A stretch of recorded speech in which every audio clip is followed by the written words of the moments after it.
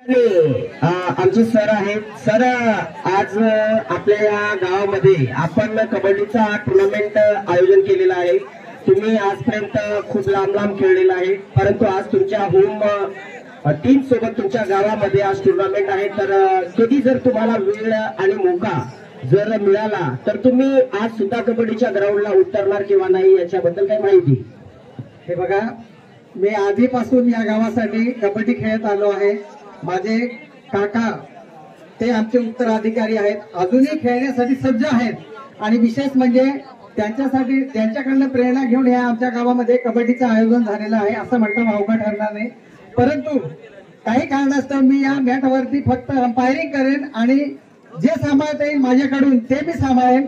बाकीचं जर मी इथे खेळायला बसलो तर पुढचं कोण हे सांभाळेल ग्राउंड वगैरे ते सांगता येणार नाही. याच्याकरता मी फक्त खर्च म्हणून काम करणार आहे.